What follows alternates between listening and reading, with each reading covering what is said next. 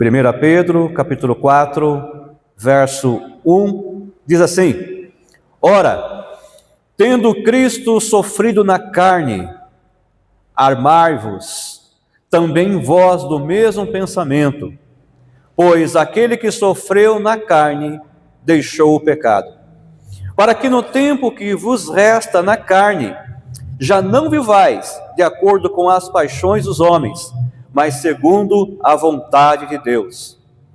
Porque basta o tempo decorrido para terdes executado a vontade dos gentios, tendo andado em desilusões, concupiscências, borracheiras, orgias, bebedices e em detestáveis idolatrias. Por isso, difamando-vos, estranham que não concorrais com eles ao mesmo excesso de devassidão, os quais hão de prestar contas àquele que é competente para julgar vivos e mortos. Pois para este fim foi o evangelho pregado também a mortos, para que, mesmo julgados na carne segundo os homens, vivam no Espírito segundo Deus. A igreja pode estar se assentando. O apóstolo Pedro, ele tinha acabado de apresentar àquela igreja o exemplo supremo de sofrimento, que era Cristo, o justo que sofreu pelos injustos. Aliás, a mensagem que nós ministramos domingo passado. Agora o apóstolo Pedro está chamando ali aqueles irmãos a viverem à luz dessa obra redentora, ou seja, à luz daquilo que Cristo havia feito por eles lá na cruz do Calvário. Pedro estava dizendo assim para aqueles irmãos: se Cristo morreu por nós, então, de maneira alguma, nós não podemos viver mais para nós mesmos. Sabe, igreja, a cruz, ela não apenas muda o nosso destino. A cruz de Cristo não apenas mudou o nosso destino, mas o que Cristo fez na cruz por nós também mudou a nossa vida, e se mudou a nossa vida, deve influenciar, deve mudar a nossa forma de viver. Portanto, quem foi transformado por Cristo deve viver o tempo que busca, ou o tempo que resta, buscando fazer a perfeita, boa e agradável vontade de Deus, e não os desejos deste mundo, e não satisfazer os desejos da nossa carne. Assim sendo, meus irmãos, o tema da mensagem desta manhã é: vivendo o tempo que resta para a vontade de Deus. É exatamente isso mesmo. Nós não sabemos quanto tempo nos resta nesta terra, mas seja lá o tempo que nos resta, nós agora, como homens e mulheres que estão em Cristo, devemos viver o resto do nosso tempo para a glória de Deus, para a vontade de Deus. Mas para que isso aconteça, a palavra de Deus fala que nós precisamos armar a nossa mente com Cristo. Ou seja, Cristo deve estar ocupando o primeiro lugar em nossos pensamentos, o primeiro lugar em nossos corações. Olha o que diz a palavra de Deus no verso 1. Tendo, pois, Cristo sofrido na carne, armem-se também vós do mesmo pensamento, pois aquele que sofreu na carne deixou o pecado. E aqui Pedro, ele está usando a expressão se armar, ou seja, nos preparar na mente, nos preparar mentalmente para uma vida que pode incluir, inclusive, o sofrimento. Mas um sofrimento que tem um propósito, viu, irmãos? Este propósito é fazer a vontade do Senhor. E eu quero aqui mais uma vez enfatizar à igreja que o apóstolo Pedro, ele está escrevendo para uma igreja que estava sofrendo, para uma igreja que estava em luta, para uma igreja que estava em batalha. para uma igreja que estava em perseguição. A igreja para quem Pedro estava escrevendo era uma igreja perseguida. E por isso, então, Pedro, ele usa, inspirado pelo Espírito Santo, essa linguagem militar, essa linguagem de guerra, que nós precisamos nos armar, estarmos nos preparando em primeiro lugar a nossa mente. A nossa mente precisa estar cheia de Cristo, cheia da palavra de Deus. Nós precisamos estarmos com o nosso coração cheio da graça e cheio da presença de Deus, para que nós possamos resistir às lutas, para que nós possamos resistir às batalhas, para que nós possamos termos resistência, para que nós possamos suportar quando vier as lutas e os sofrimentos que fazem parte da vida cristã. Viu, igreja? Sofrimento, dias difíceis, fazem parte do pacote de uma vida com Cristo, tá? Isso porque quando nós estamos em Cristo, nós não achamos mais lugar neste mundo. Este mundo se incomoda com a nossa presença. E pelo mundo se incomodar com a nossa presença e nós não conseguimos mais encaixe e espaço neste mundo, existem então esses choques, essas oposições que o mundo faz contra nós. Mas se nós estivermos com a nossa mente, se nós estivermos com Cristo, se nós estivermos plenamente com a nossa mente cheia de Cristo, armados em Cristo, nós podemos até sofrer, mas não é um sofrimento em vão, é um sofrimento com propósito, é um sofrimento para a glória de Cristo, é um sofrimento que glorifica e exalta ao nome do Senhor, o nosso Deus.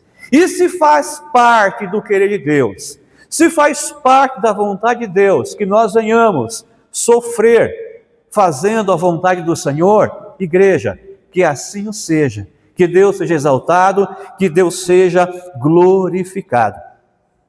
Portanto, a primeira arma do cristão, ela não é a espada, mas a primeira arma do cristão é uma mente transformada, é uma mente mudada, é uma mente trabalhada pelo Espírito Santo de Deus.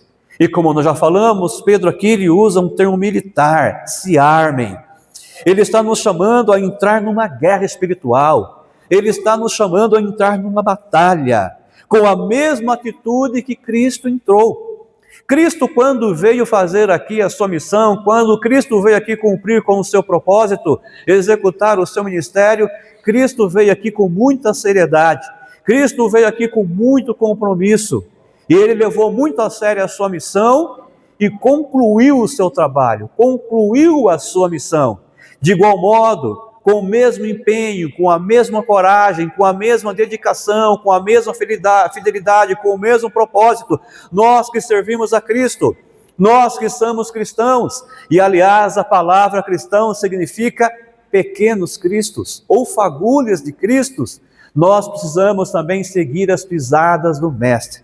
Nós precisamos sermos ousados, precisamos sermos fiéis, precisamos sermos persistentes, precisamos sermos corajosos e precisamos cumprir com o nosso propósito aqui na terra, servindo ao Senhor com alegria e satisfação em nosso coração, mesmo com dificuldades, mesmo com barreiras, mesmo com lutas.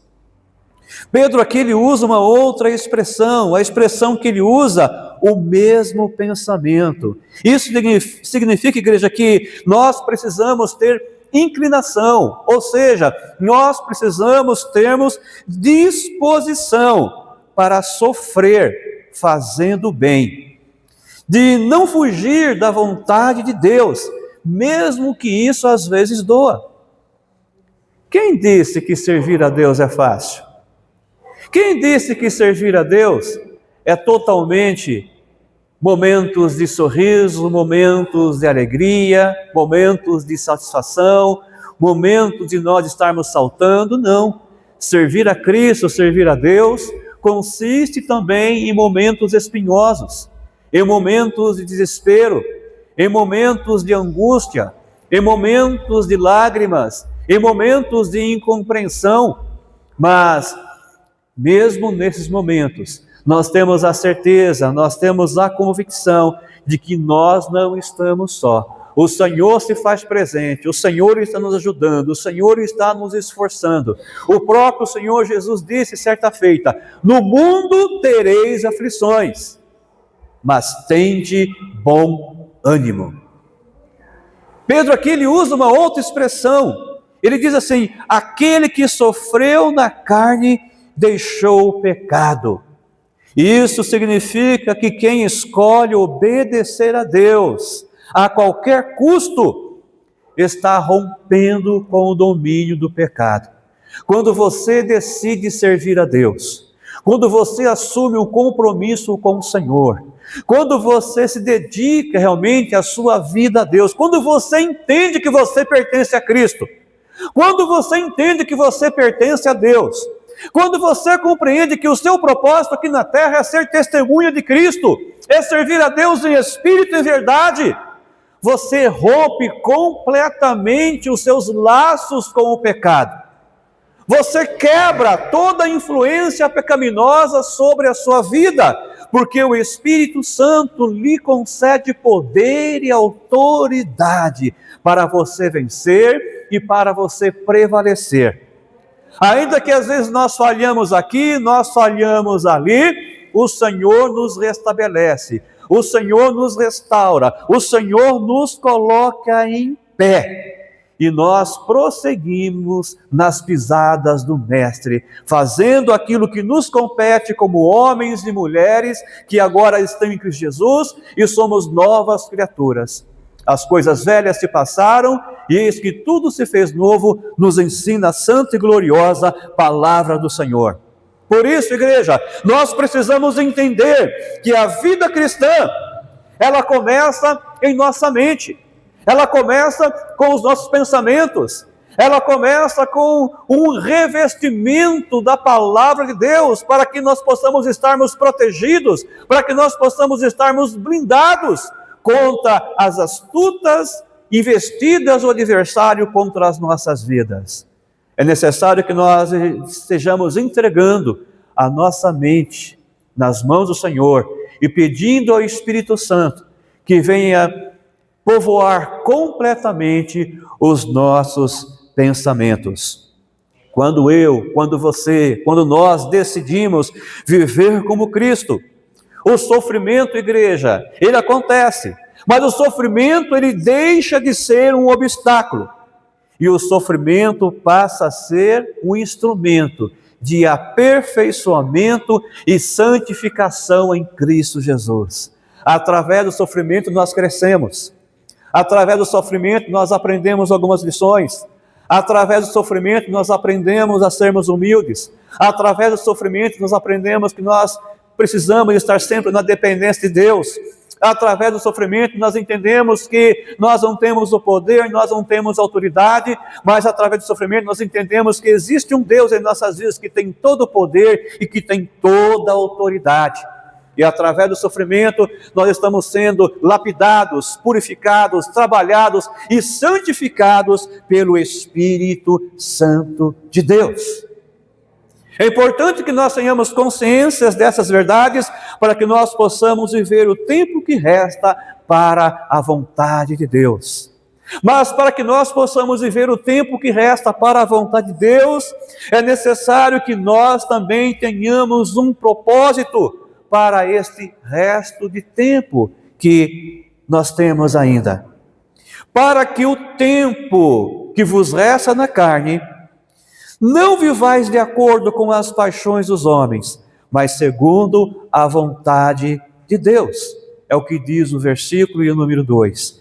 Pedro aqui, igreja, está nos lembrando que o nosso tempo é limitado. Ele fala aqui, o tempo que vos resta. Quanto tempo você tem, você sabe? Eu não sei. Eu posso imaginar. Eu posso ficar, ali conjecturando, imaginando. Mas ninguém sabe exatamente o tempo de vida que tem. O nosso tempo é limitado. Portanto, meu irmão, nesse pouco tempo que nos resta, nós precisamos consagrar esse tempo a serviço do Senhor. Cada cristão é chamado a usar o restante da sua vida para cumprir com o propósito de Deus. Às vezes nós achamos que nós temos todo o tempo do mundo, não é verdade?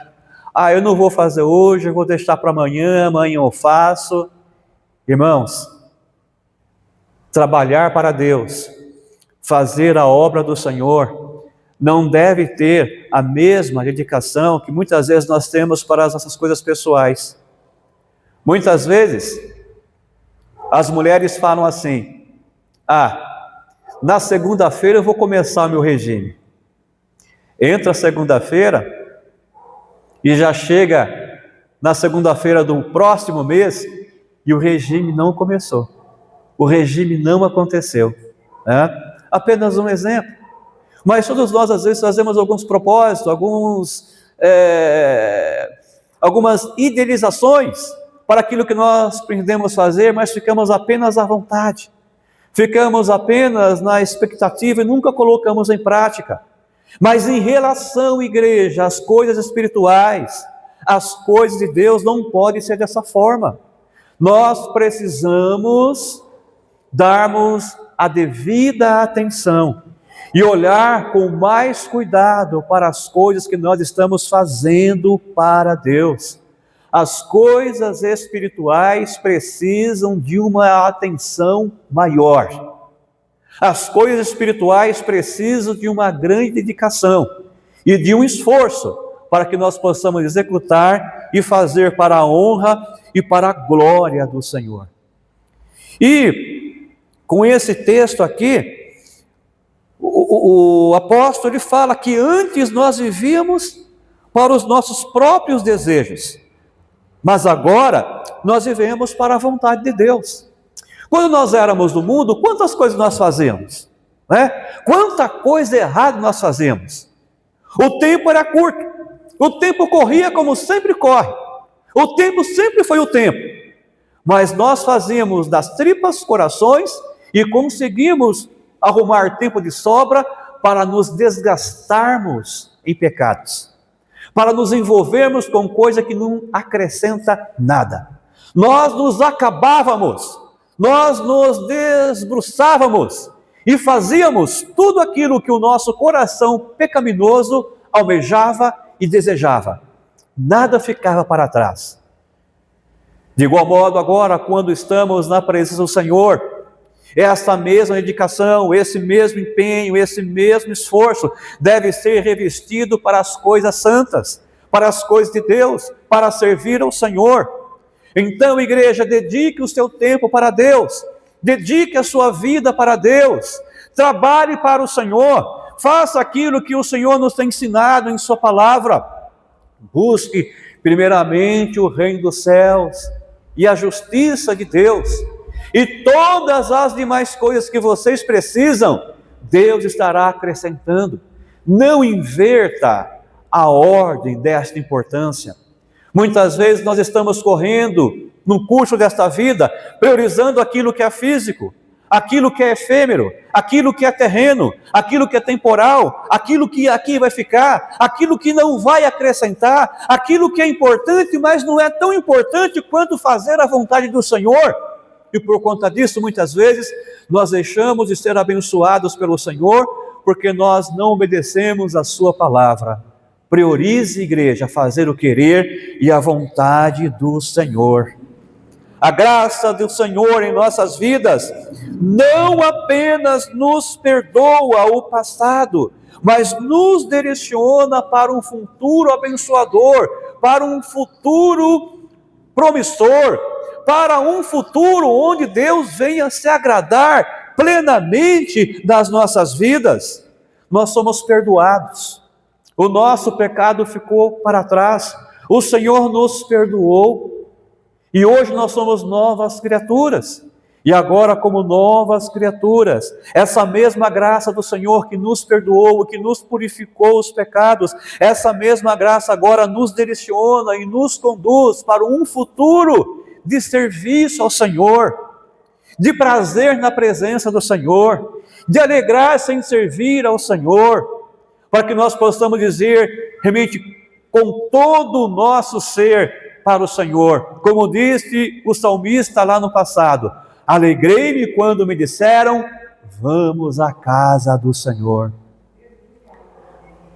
Responda para você mesmo: você se alegrou nesta manhã, quando você sabia que viria para a casa do Senhor?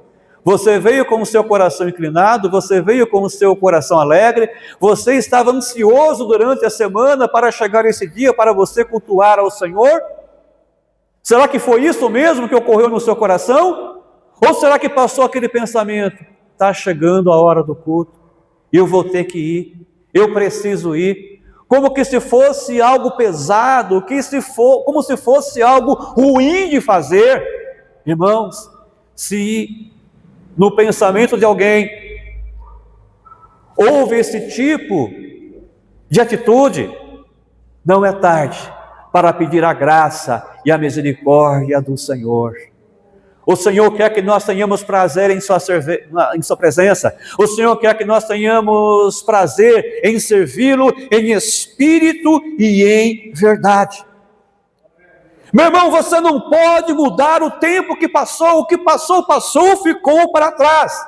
Mas você pode santificar o tempo que te resta para a honra e para a glória do Senhor. O tempo hoje, o tempo chamado agora e o futuro que lhe resta, você pode consagrar ao serviço do Senhor e glorificar ao Senhor em espírito e em verdade. Portanto, viva cada dia como quem quer agradar a Deus e não satisfazer os desejos da carne e nem a vontade deste mundo. E para que isso aconteça, eu e você, nós precisamos romper com o passado de pecados. É o que diz o verso número 3. Porque já basta o tempo passado para ter executado a vontade dos gentios, tendo andado em dissoluções, concupiscências, borracheiras, orgias, bebedices e detestáveis idolatrias. Aqui Pedro está falando com total clareza: já basta. Aquilo que não presta, aquilo que é errado, acabou. Já deu tempo. Isso não pertence mais a vocês que estão em Cristo. Isso não faz parte mais da vossa natureza. Mas agora que vocês estão em Cristo, vocês precisam andar em novidade de vida.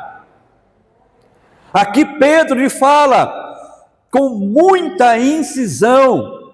Ele diz assim: já basta, chega. Se porventura ainda, meu irmão, minha irmã, você fica resgatando o velho homem, resgatando a velha mulher, ressuscitando a velha natureza, mortifica o velho homem, mortifica a velha natureza, mortifica a tua carne.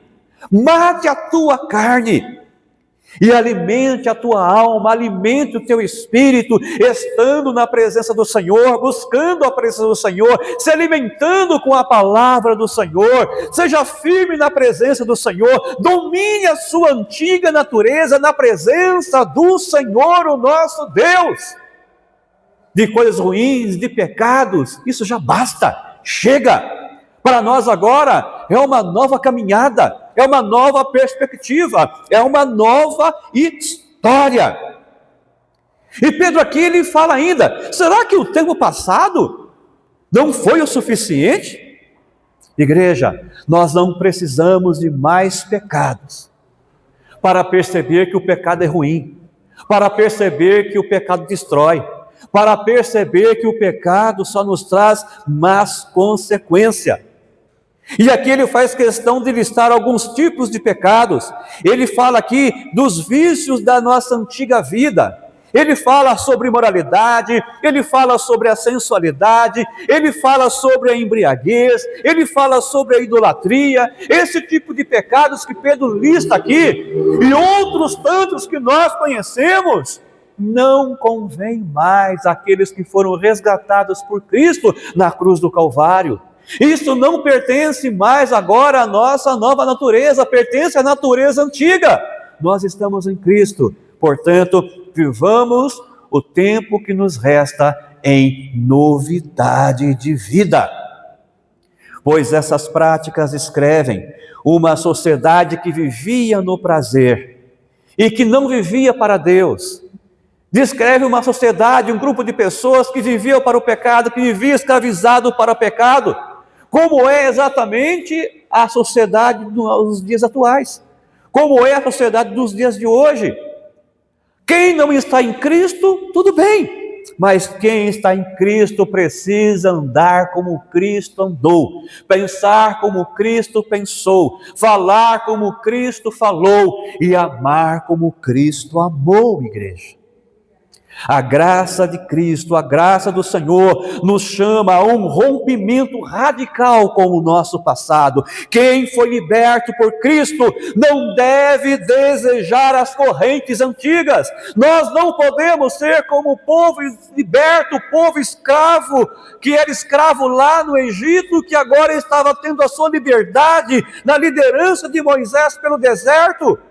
E de quando em quando parava, olhava para trás e desejava voltar à escravidão, desejava voltar para o Egito, e lamentava e reclamava das lutas, reclamava das dificuldades, só viam problemas, só viam lutas, só viam dificuldades, mas não eram capazes de enxergar a mão de Deus poderosa atuando em vosso favor, atuando em favor deles. No meio do deserto, Deus operou ali muitos sinais, muitas maravilhas. Lá no Egito, Deus ali fez sinais tremendos. Deus fez grandes milagres e o povo viu. Mas o coração do povo estava na escravidão. O coração do povo estava no mundo. O coração do povo estava no passado. O coração do povo estava nas correntes. E eles não contemplavam o quão grande, o quão poderoso e o quão maravilhoso era estar na presença do Senhor. Infelizmente, nos dias de hoje, esta também é uma grande verdade na vida de muitos daqueles que estão na igreja. De muitos daqueles que estão na igreja, participam da igreja, se envolvem com a igreja, mas o coração ainda está no Egito. O coração ainda está no passado. É chamado à liberdade, mas vive ainda acorrentado. Meu irmão e minha irmã, a palavra de Deus diz: se o Filho vos libertar, verdadeiramente sereis livres. Portanto, não olhe para trás com saudade, mas olhe para frente com o propósito de honrar e glorificar a Deus em espírito e em verdade. A Bíblia diz, esse texto fala que nós temos luta, que nós temos dificuldades, que nós temos ali uma oposição deste mundo contra as nossas vidas. O texto fala que o mundo já não nos aceita mais. Olha o que diz a palavra de Deus no versículo de número 4. Por isso, acham estranho que não concorrais com eles ao mesmo excesso de devassidão, e eles vos difamam por isso. Igreja, o mundo não entende o cristão, que agora está andando numa outra direção. Quando você deixa o pecado, quando nós deixamos o pecado, os velhos amigos, as nossas velhas amizades, eles nos chamam de fanático, eles nos chamam de radical, eles nos chamam de caretas e tantos outros nomes. Eles se opõem a nós. Eles se afastam de nós, mas isso é uma consequência de que nós estamos no caminho certo, de que nós estamos na presença do Senhor. Pedro diz que isso é um sinal de que você pertence a outro reino, de que você pertence a Cristo, de que eu e você não pertencemos mais a este mundo pecaminoso, a esse sistema de pecados e imoralidades, mas que agora nós pertencemos a Cristo, e por nós pertencemos a Cristo e não nos encaixarmos mais nesse mundo, é por isso que o mundo se levanta. É por isso que o mundo não nos compreende. Isso não é motivo para nós ficarmos tristes, mas isso é motivo para nós nos alegrarmos e glorificarmos ao nome do Senhor, porque nós estamos na direção certa. O apóstolo Pedro fala assim, que eles acham estranho, isto é, o Evangelho é escândalo para quem vive na carne, para quem vive longe da presença do Senhor. Pedro fala que eles difamam. O novo estilo de vida do cristão confronta com as trevas deste mundo. Há uma oposição, e por essa razão eles falam mal de nós. Igreja, meu irmão, minha irmã, não fique triste com isso. Não se admire com isso.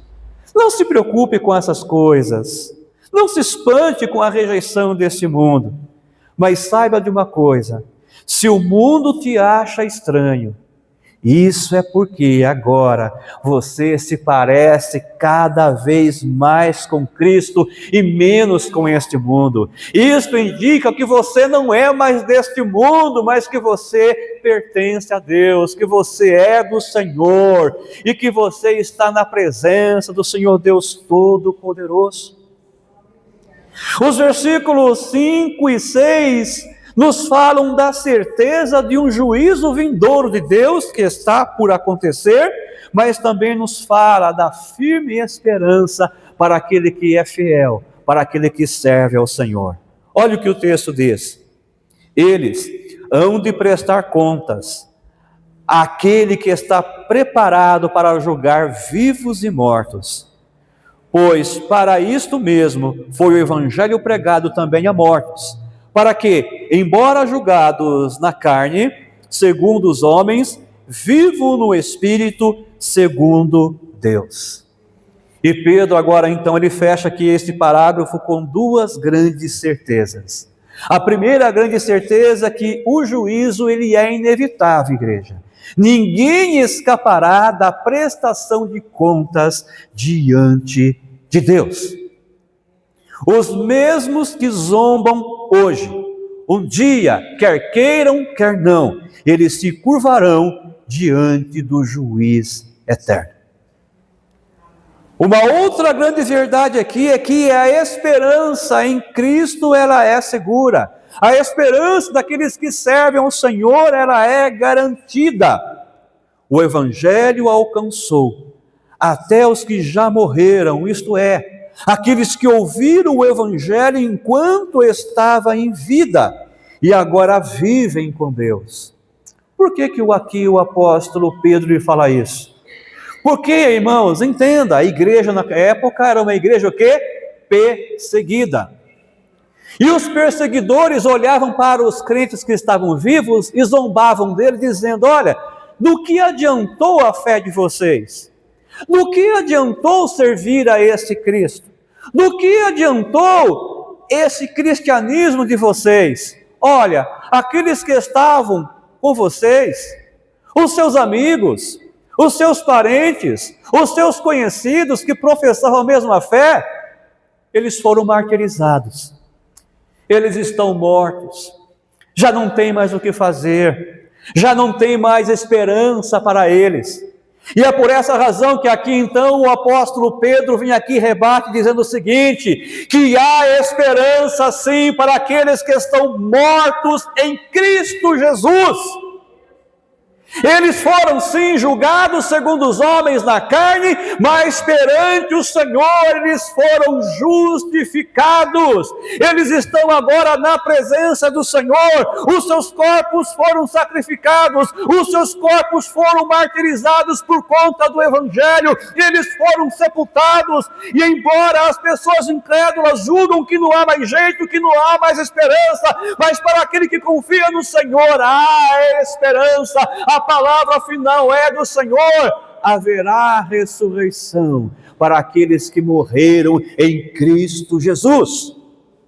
Mesmo que o mundo os tenha condenado, Deus os justificou na eternidade. Por isso, meu irmão, minha irmã, não tenha medo de ser julgado pelo mundo, quando você já é justificado em Cristo Jesus, o nosso Senhor.